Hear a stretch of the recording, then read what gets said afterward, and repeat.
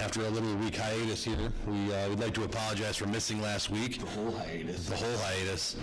There was a lot of high, not a lot of hiatus. A lot of paranormal. Weird. Yeah, I don't know what's going on. That's a different story. A lot of work, a lot of paranormal stuff. Those are the highs. Apparently, the hiatuses would be more fun shit that we missed for, which wasn't the case. But we're back. It's week 6. It's the end of week 6. Week 6 is over. Yeah. It's behind us. It's in the rear view. Rear view mirror, as it were. I don't like the rear view mirror. Try not to use it too much. I don't give a shit what's behind me. Right. What's behind you is their problem. Yeah. Right. So the Bills just got done with a trip to Houston. And boy, I'd like to have that one back, huh? Yeah, I mean, that's a game we should have won. Absolutely. And for the first time, I guess we'll talk about special teams really jobbing us there. Because, listen, the Peterman is as good as dead. And we can talk about why he's still on the roster in a little bit here. But the Peterman did not lose that game. Special teams lost the game. I mean, a muff punt and a block punt. And we're not having this conversation. Peterman doesn't have to throw the ball at the end of the game. All he does is turn around and hand it off, and we run out the clock, and this game is over. Special teams finally did us in. Almost in semi-blow-off. Houston didn't do anything. Our defense was shut down. It was absolute lights-out defense. And since the second half of that Chargers game, they've been a top-tier defense as far as I'm concerned. We figured something out. Even with the atrocious start, that atrocious first 6 quarters. 6 quarters, that's it. That's it. With that, we're the number 6 defense in the league. I mean, that's just impressive. You look good. One for the Green Bay game. People talked about the Green Bay game being a bad game. I don't know about you, but I held Aaron Rodgers to 22 points. Right. And my offense couldn't stay on the field, and I still kept him to 22 points. The defense is doing what it needs to do. Yeah, and we talked about it a couple weeks ago. Can't say last week. Talked about it a couple weeks ago. I mean, Aaron Rodgers after the game said our offense sucked. He wasn't wrong. I mean, he wasn't wrong. I don't know if his offense sucked or if my defense is just that good. Right. And Rodgers proves that he doesn't need a defense to win football games. That must be nice. Their defense sucks. Tre'Davious White, DeAndre Hopkins. It was going to be a point that we were going to cover last week, the big matchup that everybody wanted to see. You know, we've talked about Tre'Davious and being on an island and, you know, working toward having that don't throw the ball at me kind of swagger to him. And I mean, the only ball that mattered against White was a ball that, I'm sorry, no one's defending. No. There's nothing you're going to do about that. White had his hand in his pocket. Yeah. I can't ask him to do anything more. It was a great throw, a great, and a better catch. Yeah, absolutely. It was a great spot. You threw it to a monster. He did great. Otherwise, White is still as advertised as far as I'm concerned. All pro. He should have been Rookie of the Year last year, I thought. Defensive Rookie of the Year, that is. I thought he got jobbed on that a little bit because of the fact that he played for the Bills. That's my opinion. I don't disagree there. But there's no reason that he's not in the Pro Bowl as long as he stays healthy for the rest of the year. That should be a given. Yeah. That was probably his best test in his career so far. And I think we had another formidable corner on the other side of him last year that's gone this year. We've been rolling through a lot of defensive backs, and he is still numero uno over there and doing well. So he's the guy right now. Our front four is getting a pass rush. How's that? Kyle Williams looks like an absolute animal. And they all look good. The design looks good.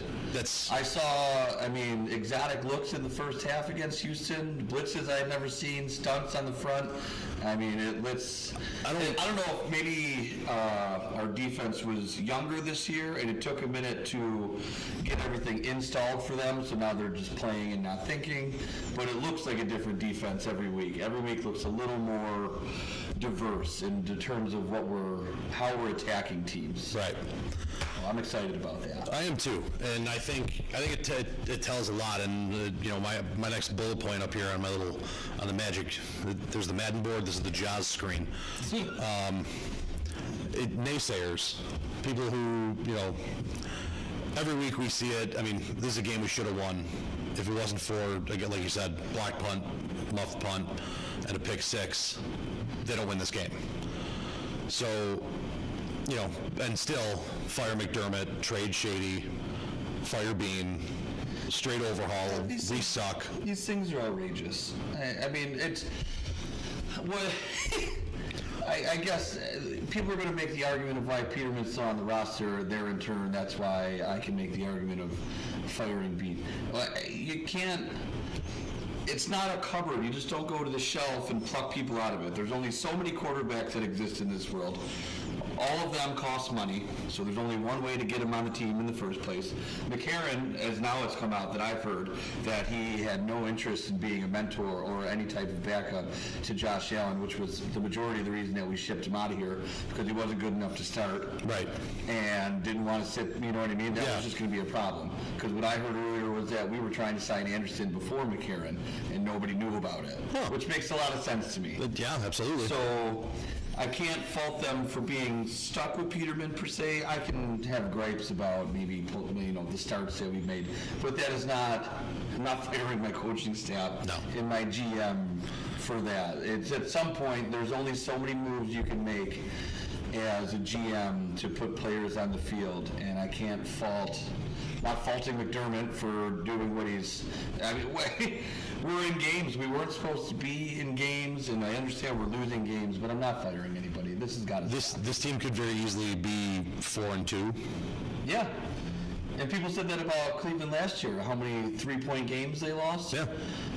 Nobody lost hope when they were 0-30. When I've lost track of how bad the Browns have been over the years, because now they've won a couple games, so it's a little convoluted. It's in that But review still, we were talking about no one, earlier. yeah, It's no back one there. threw them off the tractor because I mean Jackson's still a coach there and could Yeah. win a game for 2 years. Get out of here, get out of here, knock it off. You know, I saw somebody, actually a former player of mine tweeted that he can't wait for the day that the Bills are no longer synonymous with establishing the run and playing good defense because it's a formula that's antiquated and doesn't work. And again, our team should be 4-2 using that. And me and him had a conversation via text about how, you know, look at what happened in out in LA or with the Rams, and how, you know, young quarterback, good running game, and he basically went out, got weapons, and said, we're going to beat you 52-49.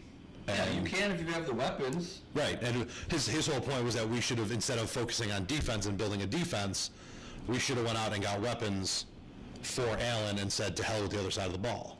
To Defense. let our rookie quarterback try and win shootouts without an offensive line.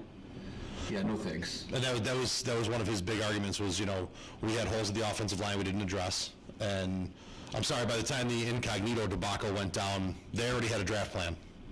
There was already, the plan was in On top of motion. that, I mean, you can go back to Wood, though. Wood was supposed to be here still. Yeah, That's a fluke injury that takes him out. Right. Lose 2 starting offensive linemen because one's sucking on bath salts and the other one gets a neck injury. I can't help that. I'm a little handcuffed there. yeah, and my whole point is, you know, McDermott's doing great with what he's been handed. He was handed the blueprints for a good defense. And he's a defensive guy, so if anyone thought we weren't going to focus on defense, you're insane. Right. So And now, I'm sorry, but I've seen plenty of teams. The defense travels. These offenses look nice, but I've seen these offenses fall flat on their face in the playoffs because they can't. Defenses travel, and Yes. they go through the playoffs. Trent Dilfer won a Super Bowl with the Ravens, and I can guarantee you it wasn't Trent Dilfer. no. Eli Manning's got Super Bowls, and I'm not putting them on Eli Manning, really. Their defense was more than formidable. The NASCAR and I'm pretty defense. sure I remember Michael Strahan playing for them. A lot of sacks he had in those years. Well, I mean, God, what was that? Michael Strahan, a young Jason Pierre-Paul, Yeah, the JPP. O.C. Umanura. O.C. Umanura, Umanura. and who cares who your fourth is at that point? Yeah, they were bad. But it was So bad. another defensive end that they would put out there and say, go. Just go kill somebody. Remember when the Ravens beat Kaepernick? And Kaepernick was, you couldn't stop him. Yeah. He made Green Bay look foolish. And the playoff game. only reason that game was a game was because of the mysterious rolling blackout. Yeah. Well, the Ravens still won that Super Bowl. Joe Flacco had the Super Bowl win. Anybody want to explain that to me? Yeah. I'll run the ball and play defense. That's nice. It's a blueprint for every offense on the planet because I can't throw the ball until I figure out how to run the ball. Unless I have all these weapons that these other teams are playing with, and that's fine, but they have the personnel to do that. I don't. This past week was a fantastic, I mean, that high-octane offense in LA didn't do anything if not for handing the ball to Todd Gurley. Yeah. Ran the ball. Ran the ball. I mean, for miles, ran the ball. Weird. Speaking of around the NFL, the Browns looked a little lost this week. You know, part of me watching that game, and I didn't see a ton of it, but I saw pieces, and I was mad we didn't get to do a segment last week because I would have told you that the Chargers were going to destroy Cleveland. I don't have a lot of detail why. I just got that feeling like the homecoming of the Cleveland was on its way down for a minute. Yeah. And the Chargers are still a very good football team.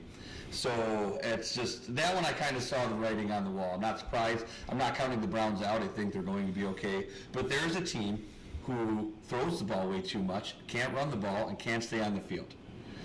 So they're putting themselves in bad situations because their defense is on the field too much there, because they can't sustain drives, because they can't run the ball. Baker Mayfield's a rookie quarterback, and he's averaging, I think, 40 yards, 40 attempts a game. Yeah.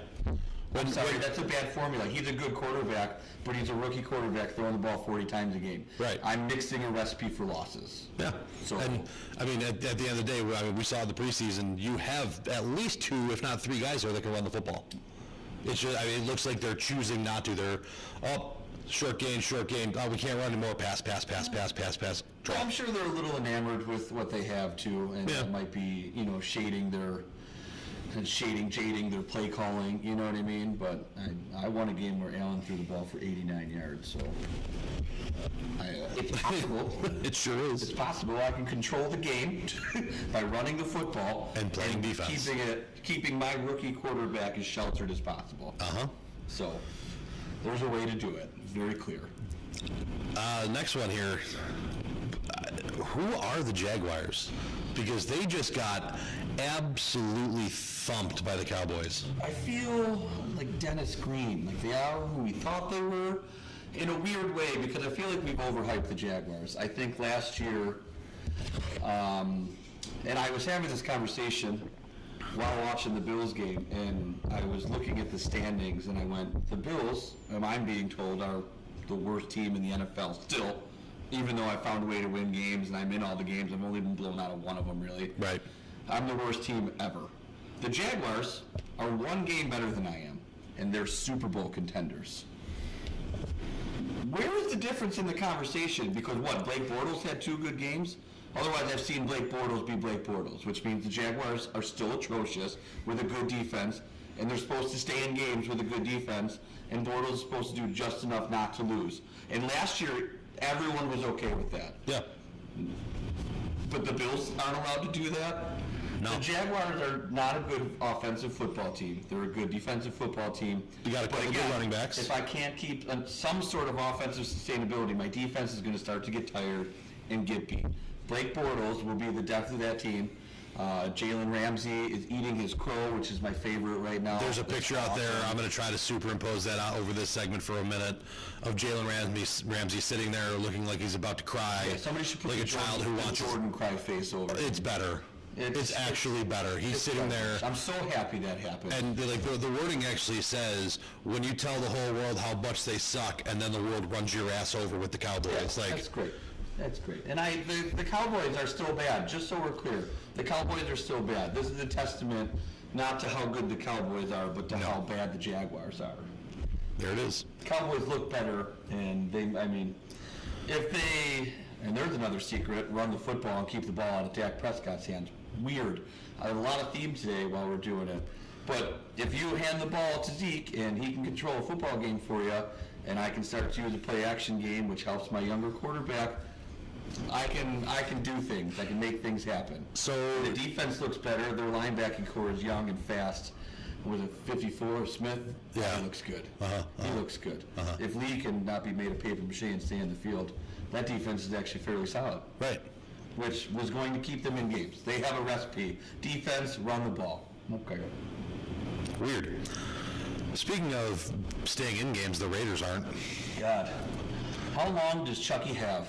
I don't know. He signs a 10-year deal, and at this point, I don't know if he makes it out of this year. 10-year deal may last 10 games. It looks scary out there. I feel bad. And now they're shopping Amari Cooper, looking for a first-round pick for him. I mean, are they hitting the reset button? Did they have a conversation with Daddy Johnny and he wants to put a new football team together? Like, so let's just wholesale it and start over? Little fire sale action, see what's up. I don't know, man. It doesn't look good out there. No. I don't have a lot of answers for that. No, and I don't know that Cooper's worth a first. He's a receiver, so I have a hard time giving you a first for a receiver. Odell Beckham, when there was talks about that, you're still a receiver. The contract was ridiculous for Odell because you're still a receiver. And the point being is you can be amazingly talented and theoretically worth that money, but if my quarterback can't throw you the ball, you're worthless to me. Weird. You're worthless. I don't care how much money you make on the outside because you're irrelevant to the point that you don't control your own destiny. No. So that makes, is Cooper a first? Maybe to a team that's one piece away. Right. And has a quarterback that is one piece away. So you're saying the Bills shouldn't trade Shady and the Bills shouldn't go after Cooper and Beckham to give us receivers? I'm not against the trade of Shady, in all honesty. I would tell you that the price needs to be right or it's a horrible idea. Which generally seems to be the theme that I'm hearing. Well, and that seems to be the theme that Bean rolls by, all the more reason that he belongs here, and I think he's doing just fine with what he's doing, because I think somebody who might have been feeling a hot seat from the comments might have jumped the gun on a trade on a lesser deal just to please the fan base, whereas I think he's sticking to the guns and making the right decision. So yeah, I'm not against the idea of it, but I think they've made it clear that where the price tag is probably not going to happen, and I'm okay with that. Because if that price tag lands, again, bonus. And we weren't supposed to win this year, so happy day. Right. You know what I mean? That's the Dolphins go off and knock off the Bears. Who's Brock Osweiler? I think he's still playing. He's got a Super Bowl ring. Well, I mean.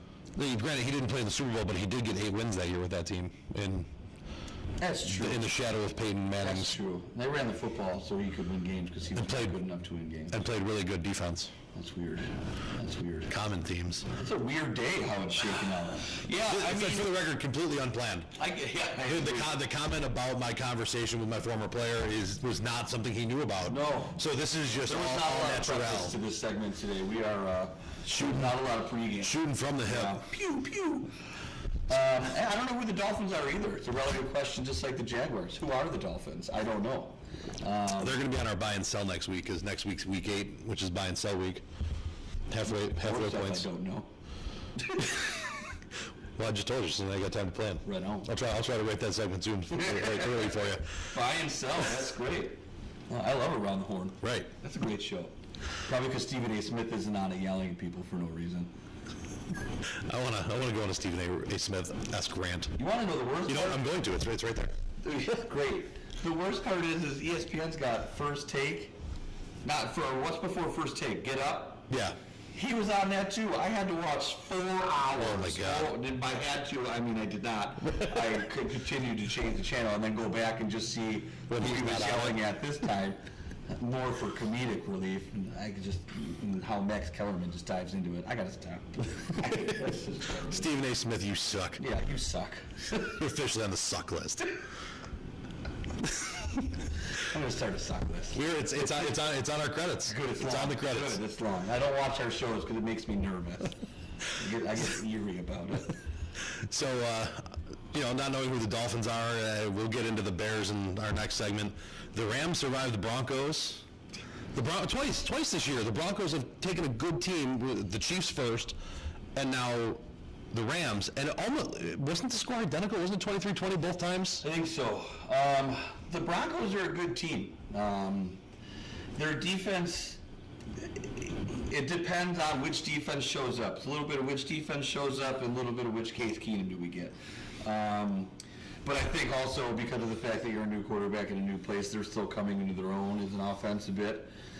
So that might prove down the road. But they're still, I mean, the Broncos culture over there is still in belief of winning football games. So I'm not surprised that they gave the Rams trouble. And listen, we can't hold the Rams to a standard of just complete domination. True. It's still the NFL. I still got to win games on Sunday, and it's still hard to do. So I don't think there was any sort of panic button to hit for the Rams. Oh, by God, no. Squeaking by here, and I'm not about to call the Broncos world beaters. I think in the NFL, it's any given Sunday. But I just plenty think of talent on the Broncos that they made that a game. I'm not Yeah, surprised. at that. I mean, and the two games that we just talked that I just brought up, being the Chiefs and the Rams, I think it gives reason to not really sleep on the Broncos because they can play with two of the best teams in the league. Yeah. and have. Yeah. And if the Patriots give you a hole, you got to capitalize because obviously the Chiefs aren't going to go undefeated, which we now know. I don't think the Rams go undefeated. No, it's a very, very hard thing to do. That's obviously been proven over time. It's very hard to do. So you're going to get opportunities to stick around. That's a tough division over there, though. I mean, outside of the Raiders, that's a 3-horse race, and Sure is. The Chargers, you know how they are. They like to win 8 games in a row to finish the season and do weird stuff. So who knows over there? It's scary. That is the wild west. That is the Wild I West. like it. Speaking of Wild West shootouts, the Pats outgunned the Chiefs. What a game! Wow. What a game to watch. Part of me wishes I would have just stared at the thing. I did have a friend over, so we were, multitasking.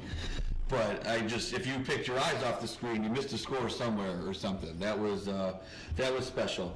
What bothers me is, in my opinion, the Chiefs win this football game on one of the, I can't even call it a bad call, but the non-sack of Tom Brady that turns into a rushing touchdown due to the garbage nonsense that is roughing the passer. My man Tom Brady's wrapped up, lets him go, because we can't touch, the fine china on the wall. And then Brady all of a sudden goes, oh, no one blew this whistle? Let me just walk this into the end zone. This is a different ball game if this doesn't happen. And I was irate watching it because the Patriots suck. And I hate the Patriots and Tom Brady. And this was such a Tom Brady call. I was so mad. But yeah, that's... and it was talked about, obviously, the way this is where we're at now because you're just not allowed to hit anybody. And we've seen this wrap up, let go thing happen more than once now this year. I mean, at least twice that I know of, probably at least once more. Pretty sure Jerry Hughes did it last Jerry Hughes definitely did do it. That's 2. That's a sack. Yeah. I mean, because just the week before that, Derek Carr, that play gets blown dead as he's getting hit. Now we'll wrap up nothing. As he's getting hit, the play gets blown dead. Ball coming out of his hand. Yeah.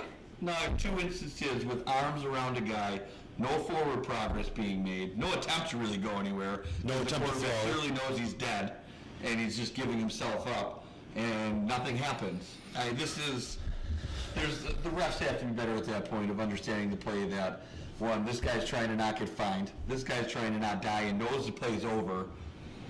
Even if the defender lets him go, that's got to be listen, this play's over. He gave himself up. It's got to be over. Because at some point you're asking for that dude to get old school Arn Anderson style spine buster. Now if you don't blow this whistle, I don't know, if I'm coming in second, you're dying. Yeah. I'm taking your head off because this whistle wasn't blown. This is going to be on you, ref. I'm going to get up and point at the ref like, should have blown it, my man. Sorry. Should have killed it for me. I'd have stopped. Yeah. Slowed up. Hit him off to the side. Maybe. Gator rolled him. That's McDermott's thing. Gator roll. That's a training tactic. Yeah. In practice now. Gator roll. Gator rolls. Give him the Gator brought that from Alabama. Monday night Rodgers is being Rodgers. Doesn't need a defense. Doesn't need a running game. Just find ways to win ball games. I don't even know how it does it anymore. The only thing that bothers me, and I'm not going to take away from how great Rodgers is. Can we just win a game in regulation like normal? Just be winning. Just win the game before the last drive of the fourth quarter. Because to me, at some point I started to make the argument of why weren't you just doing it from the get-go? So I appreciate the greatness that is these comeback wins. Just put the game away in the third. It's the beginning of the fourth. War of attrition. Trying to lull them to sleep and then come back in the late rounds. If you're trying to bolster your legendary career because the people don't, I don't think a lot of people look at it how I do. Why weren't you winning in the first place? Why are you always behind late in the fourth? That's how I see it. You're always losing late in the fourth. Well, that's what happens when you don't play a good defense. Oh, that's right. Tom Brady's always losing late in the fourth, too. Tom Brady sucks. Tom Brady does suck. Well, it's that time. Oh, shit. Time to lock someone up. You know, I've had enough of these Buffalo sports writers. For those of you who have minimized the screen but are listening to the words, I'm air quoting Buffalo sports writers because they're more like bullshit sports writers. I'm sorry. If you're a sports writer in my town for my team, I want to hear something more than the Bills suck. I want more than that. Like, I understand, like, hey, look, they're in trouble. You know, the season looks bleak. You know, it might be a long one. But I want to touch on some good things that happen, because there are good things that happen in every game. You know, I don't want to hear they suck, they're awful, fire everybody. Like, the fans are a joke if they believe in this team. Like, what do you expect us to do? Sit here and say, well, F it, well, I'm out? No. I'm a season ticket holder. I'm going to be there for 8 home games. Loud and proud, freezing my ass off for the last 4 of the season. I don't care. I want more than that. I want more than, like, oh, they're a bad team, they suck. And then openly, especially on Twitter, mocking fans for being fans. Because if we weren't fans, we'd go watch someone else. You could be unbiased as a sports reporter, but you don't have to tell me to not be a fan anymore. I mean, what else are we doing here? Right. That's It's the whole reason we're here. That's the thing. And, like, you know, if you're a national media guy and you want to be and you're unbiased, and your opinion of that unbiasedness is how bad the Bills are, that's one thing. But don't be a Buffalo sports writer, a Buffalo radio personality, talking about the hometown squad and just sitting there berating fans, berating the team, and just saying how bad it all is. Because you know what? It could be worse. They could have moved to Toronto. You fucking asshole. You're in a fucking... Mike Shope, that's for you, buddy. You dick. You're in the pen. Locked up. That's going to do it for our Week 6 wrap-up. Thanks for tuning in. I didn't say this at the start, so here we go. We're at the Route 78th Street Bar, back at it, and, you know. I'm nervous after the pen. Gotta be. Oh, fuck God. All right, and we are out of here.